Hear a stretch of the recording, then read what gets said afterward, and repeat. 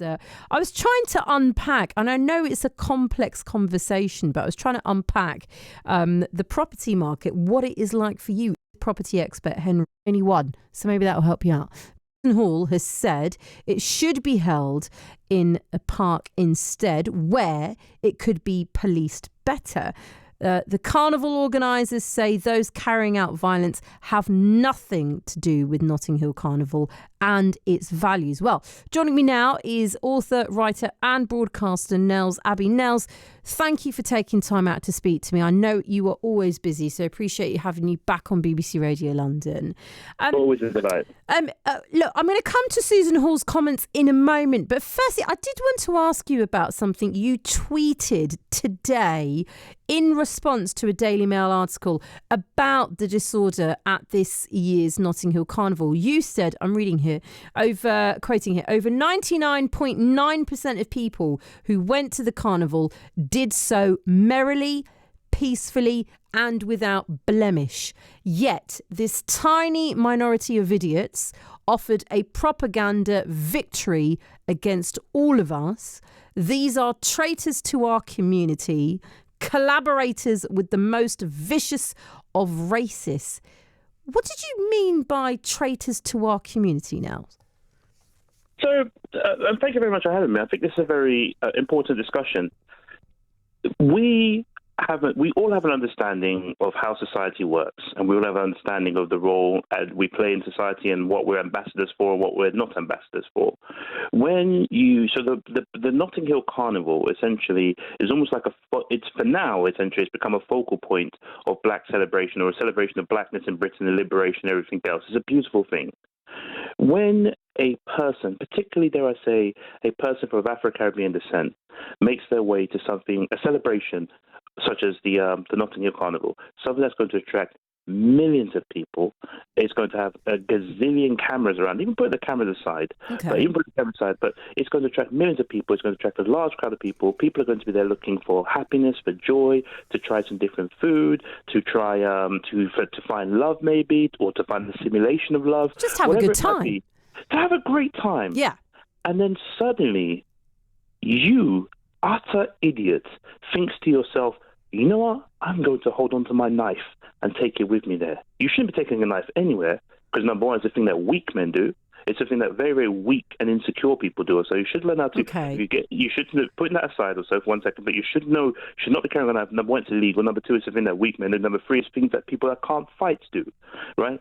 So, but if you are there thinking that this great celebration, beautifully black thing, and then you think to yourself, you know what? I'm going to arm myself with a knife there, and if I see somebody I don't like or something gets on my nerves, I'm going to outright attack them. And some of the knives look like machetes, so quite literally look like cutlasses.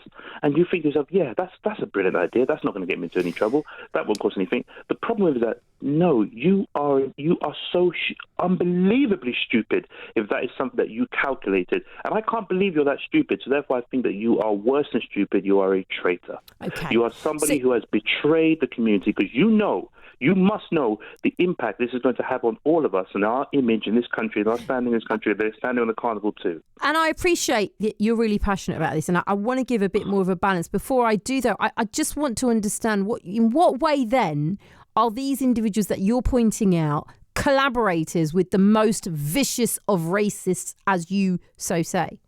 Yeah, so it's almost like maybe the word I should use was the inadvertent collaborators, because there's a gang of things like, again, so racism has created so many stereotypes about black people. So many racism have created so many stereotypes about black people, and the last thing you want to do is to prove anybody of that nature right. Is to take what enemies say about you, and you to be the trophy that proves them right. Essentially, so when you do that sort of stuff, then when you're as treacherous enough also to carry a knife anywhere, something like the Notting Hill Carnival, or you're that ingrainedly stupid to turn around and do some of the scenes that we saw by a very small minority. All it took, look at, I understand that nearly 2 million people attended the carnival. 275 people were arrested.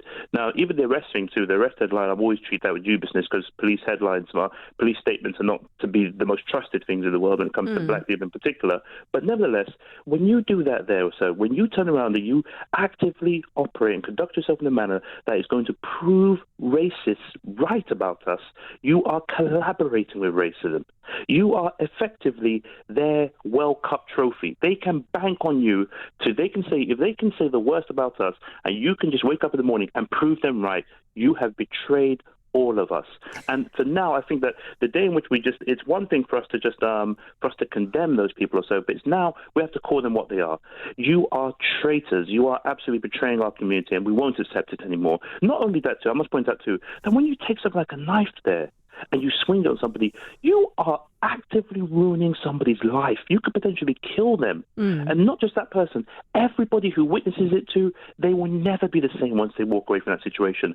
So your treacherousness, your traitor, your absolutely uncouthness has done so much damage to so many people. And I must say one thing too, finally, Shay. I have a solution for this.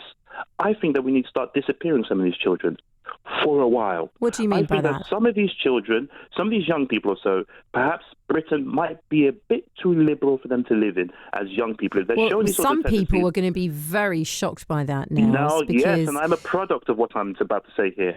Maybe the best thing for this sort of situation might be what is often done in many Afro-Caribbean societies, which I think parents need to return to. It was done in the 90s quite a lot, done in the 80s quite a lot, and a lot of people who are doing very well in societies right now are products of this.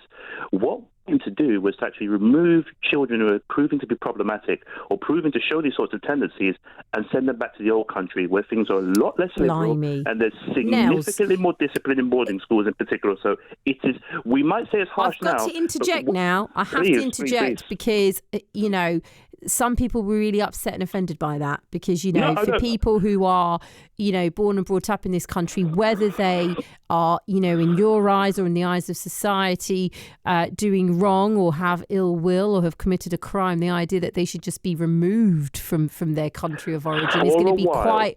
Well, it is going to upset a lot of people. If I can bring it back to the point you were initially making, because I appreciate, I must say, these are your thoughts, and obviously you're very passionate. And I know I've spoken to you many times here on Radio London. You feel very strongly, as we can hear, and of course from your tweet as well, which has gone viral, that very much as a black man who is living in London, that you want to be representative, as you've just said, a society, a community which otherwise can at times fall victim, especially within the media, towards the negative stories. I get that. But other than condemn these type of individuals, other than you've just said remove the, you know, children again. Can I just point one thing out?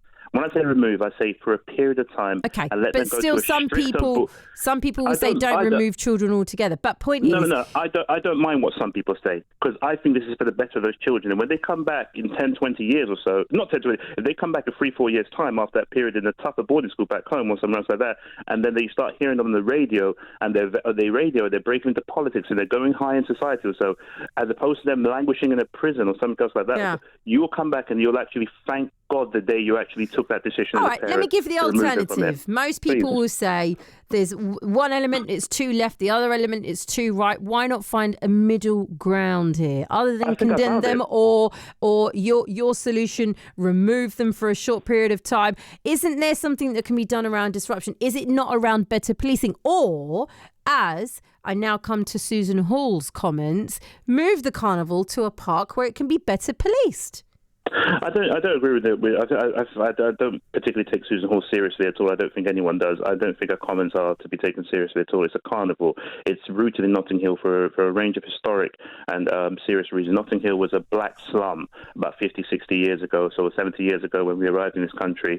It was part of the actual... It has so much history rooted in there. I'm from the area. I'm from Maida Vale, West London.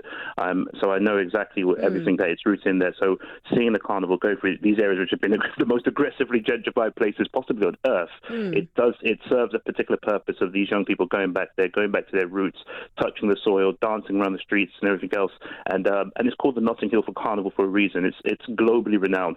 Susan Hall is a here today, gone tomorrow politician. I don't think Susan Hall was born when the Notting Hill Carnival actually, maybe she was, but the Notting Hill Carnival is critically a part of it. It's your opinion, but it's not just Susan Hall's. We've had these type of suggestions before, have we not, around making it easier to be policed, having a safe place such as a park where everyone can come gather. No one's saying you can't party hard or, dance the night away or enjoy the music, enjoy the culture, enjoy the people, but make it a little bit safer for everybody. Ensure it is easier for the police to do their job, which is policing. So wouldn't that solve this problem?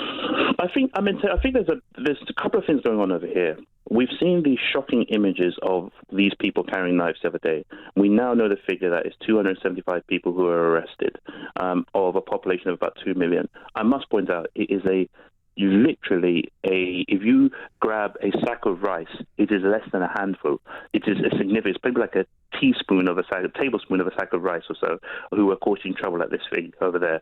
So I don't want the Notting Hill Carnival to be tainted as a place of troublemakers. No, it is a peaceful, great celebration that goes on every single year. And it is a safe situation that goes on every single year. In fact, if you compare it to other events or so, you have a much higher per capita arrest rate. It's just that the Notting Hill Carnival is subject to a rolling tally of arrests. If you did so on football matches on any given Saturday, Sunday, or any evening of the week, or you did so in the European Championships, or you did so in, say, the Olympics, or even the other day, as the Notting Hill Carnival was taking place on Sunday, there was an actual massive bust-up in the theatre. The theatre had a much higher per capita rate of disturbances that required police attention that day. I can't remember with the exact theatre. Than say the Notting Hill Carnival did. So I think that the Notting Hill Carnival itself is a part and parcel of our heritage as Black British people in this country, particularly people of Caribbean descent, and it's a critical part of the Notting Hill calendar in general. And placing it in a park under the guy, I think there've always been this suggestion of just moving it to a park, and I think there's a range of political reasons why. There's some to do with the fact that that's a Tory area largely right now, as opposed to when it was a black slum, and the locals might not like it. That's just, and I say this as somebody who had to tolerate 48 hours of loud noise, as somebody who lived locally too, and loud noise at peak heat time. So it was not an easy thing to stomach. But I think at the same time too, it's a beautiful part of that area. It's a beautiful part of the history of this area. Can I just come in on that point then? We here at BBC Radio London were one of the only broadcasters who were live all weekend at Notting Hill Carnival. So do you think then the media perhaps unfairly focus on the violence or on the disorder? Just finally. I think you associate the word black with anything or so, and you get some negative media attention. I think that's just the nature of there's a latent bias within pretty much within media, policing, any institution, state or so. You associate almost anything with black people, then it's going to attract some degree of negative attention. And making matters worse, the failures, the absolute minority of failures will be used as a reflection on the mass majority, on the 99.9% of people who just did everything that we could have expected to them and made an absolutely beautiful day. Nels, always a pleasure speaking to you, and thank you for joining me this afternoon. Be good to get you in the studio at some point as well. It's always a delight. Take care, Shay. Thank you. Writer, broadcaster Nels Abbey. You can follow him, of course, on Twitter. Important to say, as I did say throughout our chat there, those were Nels Abbey's thoughts with regards to Notting Hill Carnival and what he feels needs to be done. You can share yours. 0800